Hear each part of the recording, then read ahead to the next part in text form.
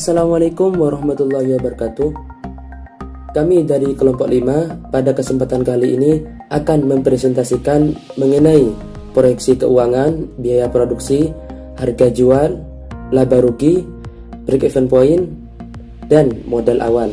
Yang beranggotakan pertama, saya sendiri Muhammad Basori NIM 01, Cynthia Rizky Indahyanti NIM 36, Indi Nani Masam Adrian NIM 12, Abdatul Zarotunisa NIM 05, Nabil Alfi Wahyudi NIM 11, Ananda Aulia Riyadi NIM 31, Hesti Widi Astuti NIM 16, dan Hilmi Ridho Firdaus NIM 40. Baik, untuk lebih jelasnya marilah kita simak video berikut ini.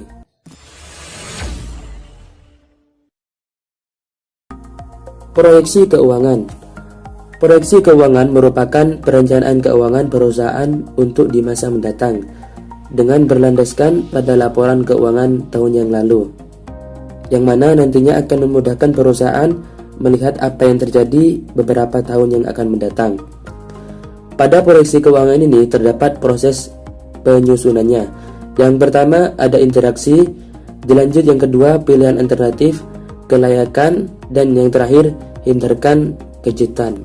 Interaksi di sini menunjukkan bahwasanya proyeksi dibuat dengan mengkombinasikan antara proposal investasi dan pilihan pendanaan yang digunakan. Dilanjut yang kedua alternatif, merupakan proyeksi yang dibuat dengan memberikan kesempatan perusahaan untuk menentukan beberapa alternatif pilihan berdasarkan skenario yang telah ditentukan. Yang ketiga kelayakan, merupakan proyeksi harus dibuat dengan pertimbangan akal sehat dan sesuai dengan kondisi dan kemampuan perusahaan. Hindarkan kejutan, dalam artian tidak seorang pun yang ingin gagal dan merencanakan untuk kegagalan. Ada 3 hal yang perlu diperhatikan. Yang pertama, data keuangan yang akan kita buat rancangan harus real atau data sebenarnya di tahun yang sudah terjadi. Yang kedua, menyiapkan besaran angka proyeksi yang akan dilakukan. Yang ketiga, besarnya proyek ditentukan dengan nilai yang lebih besar menuju ke arah kebaikan dari angka yang sudah terjadi. Jenis laporan keuangan ada 3. Yang pertama, laporan laba rugi. Sesuai dengan namanya, jenis laporan keuangan ini berfungsi untuk membantu kita mengetahui apakah bisnis berada dalam posisi laba atau rugi. Apabila pendapatan perusahaan lebih besar daripada beban atau biayanya, maka bisnis memperoleh laba. Sebaliknya, jika pendapatan cenderung lebih kecil dari beban atau biayanya, maka kemungkinan besar bisnis mengalami kerugian. Pada umumnya, ada 2 cara yang digunakan untuk menyusun laporan laba rugi, yaitu single step, cara langsung, dan multiple step, cara bertahap. Metode single step ini relatif lebih mudah dibandingkan multiple step, karena kita hanya perlu menjumlahkan seluruh pendapatan dari atas sampai bawah menjadi satu kelompok, kemudian menguranginya dengan total beban atau biaya dalam periode yang berlaku. Sedangkan pada metode multiple step, pendapatan dipisah menjadi 2 kategori, yaitu pendapatan operasional yang berasal dari kegiatan pokok perusahaan dan pendapatan non-operasional yang berasal dari luar kegiatan pokok perusahaan. Pembagian kategori tersebut juga berlaku pada beban atau biaya. Yang kedua ada laporan arus kas. Jenis laporan keuangan ini sangat penting untuk mengetahui perputaran arus dana yang berada di perusahaan, kemana dana atau kas pergi dan dari mana kas masuk. Hal ini supaya perusahaan dapat mengontrol dana atau kas perusahaan yang dimiliki selama ini. Laporan arus kas atau cash flow berfungsi untuk memberikan informasi mengenai arus kas masuk dan arus kas keluar.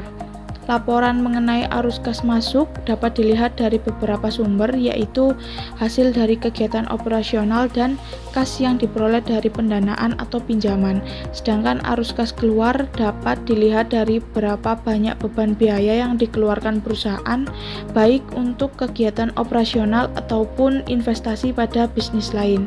Yang terakhir yaitu neraca. Neraca adalah jenis laporan keuangan yang menyajikan akun-akun aktiva, kewajiban, dan modal dalam satu periode. Aktiva ini merupakan harta yang dimiliki perusahaan dengan nilai manfaat di masa depan. Contohnya seperti truk, mobil kargo, dan mobil pengangkat barang untuk perusahaan ekspedisi. Aktiva ini juga terdiri dari dua, yaitu aktiva lancar dan aktiva tetap berwujud. Kewajiban ini terdiri dari utang lancar dan utang jangka panjang. Untuk modal yang terakhir ini adalah harta kekayaan perusahaan yang dimiliki oleh pemilik perusahaan. Modal akan bertambah jika pemilik perusahaan menambahkan investasinya ke dalam perusahaan dan jika perusahaan memperoleh keuntungan. Sebaliknya, modal akan berkurang jika pemilik perusahaan mengambil dana investasinya dan jika perusahaan mengalami kerugian. Tujuan proyeksi keuangan.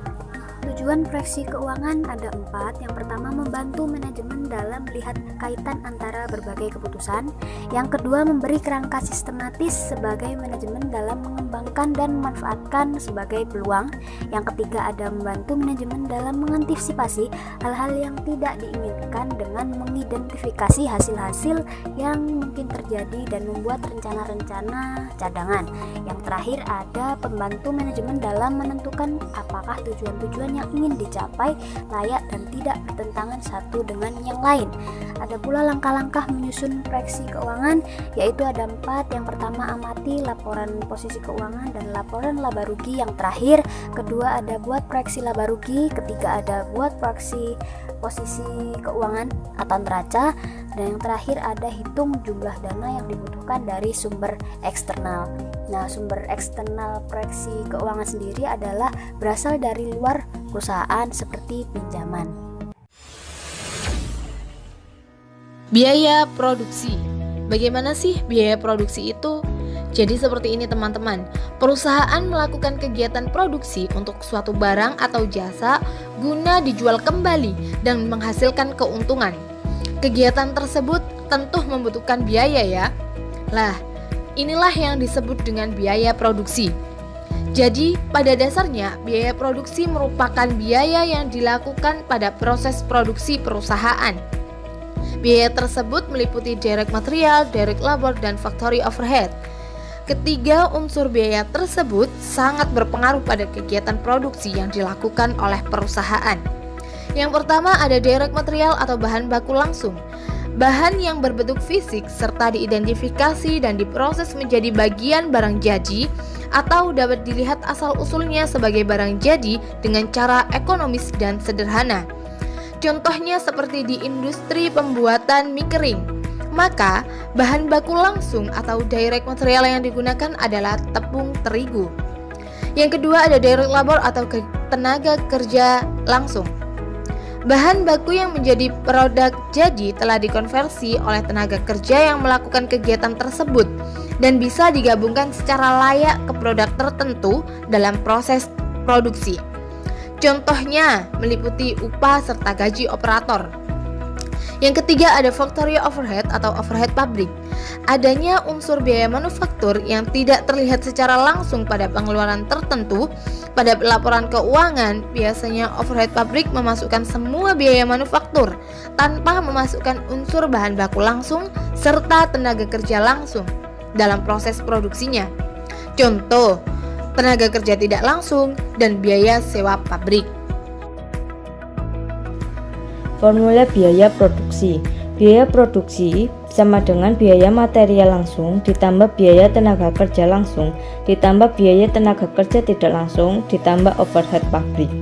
Biaya yang digunakan dalam perhitungan produksi ada 5. Pertama, biaya tetap atau fixed cost. Fixed cost merupakan biaya dengan jumlah tetap serta tidak bergantung pada produksi yang didapatkan pada periode tertentu. Sebagai contoh, pajak perusahaan, sewa gedung, biaya administrasi, dan sebagainya. Kedua, biaya variabel atau variable cost. Biaya variabel ini besarnya bisa berubah-ubah, disesuaikan dengan hasil produksi. Dalam artian hasil produksi yang semakin besar, maka biaya variabel juga akan semakin besar. Seperti upah bagi pekerja, biaya bahan baku yang digunakan sesuai dengan jumlah produksi.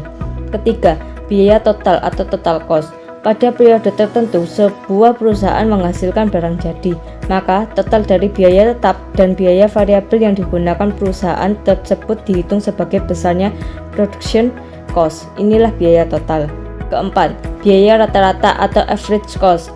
Adanya production cost per unit yang dihasilkan oleh perusahaan yang menghasilkan barang produksi dalam jumlah banyak, dan average cost ini dihitung melalui pembagian total biaya dengan jumlah produksi yang dihasilkan di perusahaan.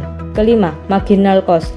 Biaya marginal merupakan biaya tambahan yang dibutuhkan dalam menghasilkan unit barang yang sudah jadi. Marginal cost yang muncul saat adanya perluasan produksi pada saat akan menambah jumlah barang yang dihasilkan.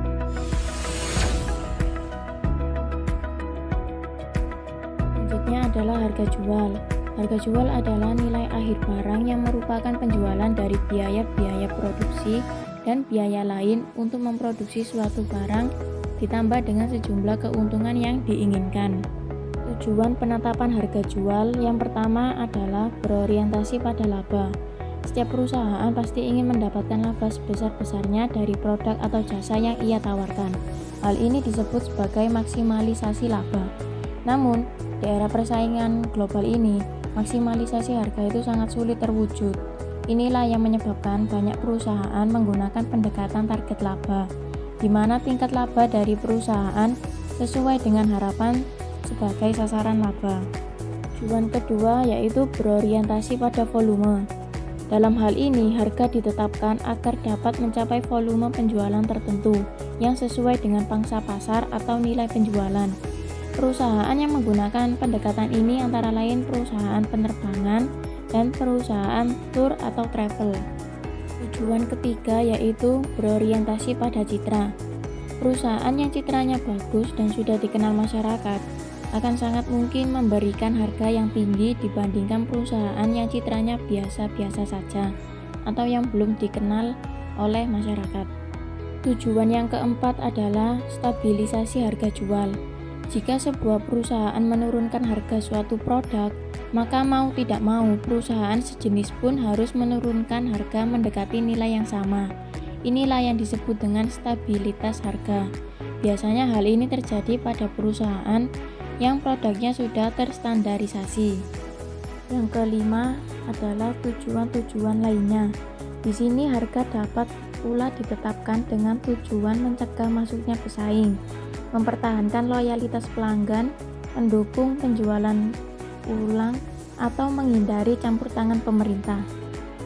Yang dipertimbangkan dalam penetapan harga ada laba, biaya produksi, faktor internal, tujuan pemasaran, perusahaan, strategi bauran pemasaran, biaya organisasi dalam manajemen, faktor eksternal, sifat pasar dan permintaan, persaingan, unsur internalnya, metode penetapan harga jual, gross margin pricing, direct cost pricing, full cost pricing, time and material pricing.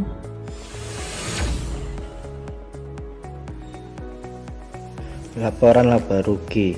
Menurut English, income statement atau profit and loss statement adalah bagian dari laporan keuangan suatu perusahaan yang dihasilkan pada suatu periode akuntansi yang menjabarkan unsur-unsur pendapatan dan beban perusahaan sehingga menghasilkan suatu laba atau rugi. Fungsi laporan laba rugi menunjukkan performa atau kinerja keuangan perusahaan. Seluruh pendapat dan biaya atau beban disajikan dalam laporan ini. Informasi yang disajikan tersebut dapat juga digunakan untuk mengevaluasi kinerja perusahaan pada masa. Selanjutnya ada komponen utama dalam laporan laba rugi. Pada laporan laba rugi terdapat 4 komponen utama. Yang pertama ada pendapatan penjualan, di mana mencatat nilai dari penjualan utama bisnis atau perusahaan, serta terdapat juga akun yang mengurangi nilai penjualan utama seperti retur penjualan dan diskon penjualan. Yang kedua ada harga pokok penjualan atau biasa kita sebut HPP. Nilai yang berupa biaya untuk membeli persediaan yang nantinya akan dijual perusahaan. Di dalam HPP terdapat akun pembelian persediaan, biaya angkut pembelian, retor pembelian, persediaan awal, dan persediaan akhir. Selanjutnya ada beban operasional, di mana komponen ini terdiri dari dua unsur utama, yaitu biaya penjualan dan biaya administrasi. Dan yang terakhir ada pendapatan dan biaya lain-lain. Pada pos atau komponen ini terdapat akun-akun di luar dari pendapatan penjualan dan biaya operasional. Salah satu contohnya adalah biaya pajak, biaya bunga, dan pendapatan bunga.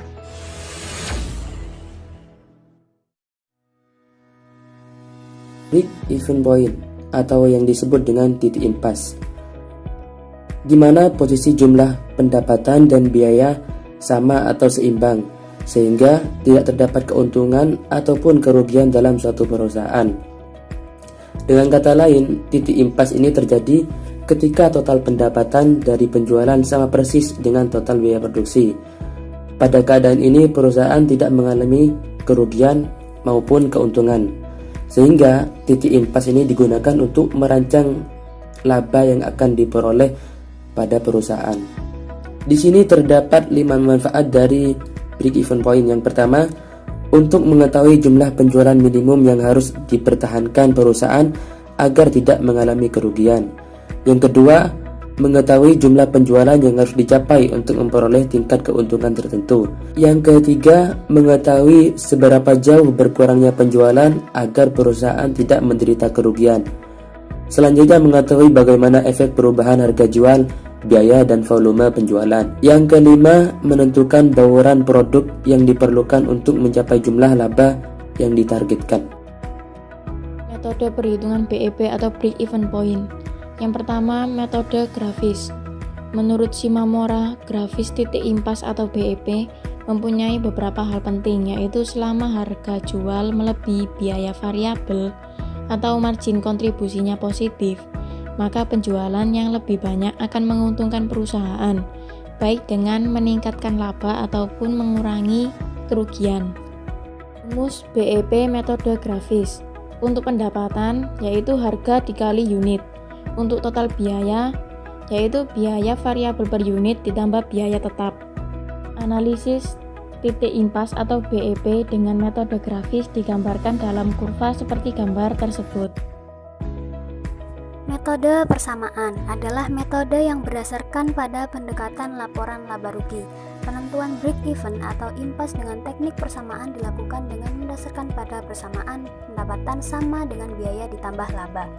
Penentuan break-even sendiri dihitung berdasarkan hasil nilai penjualan. Selanjutnya ada metode kontribusi unit. Metode kontribusi unit merupakan variasi metode persamaan. Setiap unit atau satuan produk yang terjual akan menghasilkan jumlah margin kontribusi tertentu yang akan menutup biaya tetap. Metode kontribusi unit adalah metode jalan pintas di mana harus diketahui nilai margin kontribusi. Margin kontribusi adalah hasil pengurangan pendapatan dari penjualan dengan biaya variabel.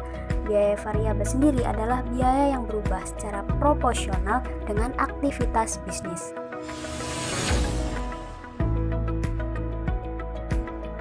Modal awal. Modal awal dalam sebuah usaha dapat diartikan sebagai banyaknya modal yang dibutuhkan dan akan digunakan untuk memulai suatu usaha untuk pertama kalinya. Biaya ini meliputi modal yang akan digunakan untuk menyewa gedung serta mengurus perizinannya, membeli barang-barang keperluan, gaji karyawan, dan lain-lain. Secara umum, modal awal dalam bentuk sejumlah uang yang dikeluarkan untuk memulai usaha. Modal awal ini dibagi menjadi 3. Yang pertama ada modal investasi. Modal investasi ini adalah modal yang kita perlukan paling awal untuk mempersiapkan berjalannya usaha. Sifatnya jangka panjang dan digunakan berulang-ulang. Modal ini berupa lahan usaha dan peralatan. Selain itu, Modal keterampilan juga didapat dari kursus maupun biaya yang dikeluarkan untuk membeli suatu waralaba juga masuk ke dalam modal ini. Sebagai contoh, anggaplah kita akan membuka sebuah jasa pengiriman paket, maka kita membutuhkan modal investasi awal berupa tempat usaha yang dibeli, bukan disewa, peralatan seperti meja, kursi, dan komputer, kendaraan, serta hak franchise. Yang kedua, ada modal kerja. Modal kerja ini adalah modal yang harus dikeluarkan untuk membeli atau membuat barang dagangan kita. Modal ini bisa dikeluarkan setiap bulan atau setiap datang order. Sebagai contoh, kalau usaha kita usaha tempat makan, maka modal kerja yang kita butuhkan adalah modal untuk membeli bahan makanan. Kalau usaha kita usaha pembuatan barang kerajinan, maka modal kerja kita adalah uang yang kita keluarkan untuk membeli bahan baku. Kalau usaha kita adalah usaha jasa fotokopi, ya modal kerja kita uang yang kita keluarkan untuk membeli kertas, tinta, dan lain sebagainya. Yang terakhir ada modal operasional. Modal operasional ini adalah modal yang harus kita keluarkan untuk membayar biaya operasi bulanan dari bisnis kita. Contohnya seperti pembayaran gaji pegawai, pulsa telepon bulanan, PLN, air, bahkan retribusi. Rumus untuk modal awal ini adalah modal awal sama dengan modal investasi ditambah modal kerja ditambah modal operasional. Sekian presentasi dari kelompok 5. Apabila ada kesalahan dalam pengucapan kata, mohon dimaafkan. Wassalamualaikum warahmatullahi wabarakatuh.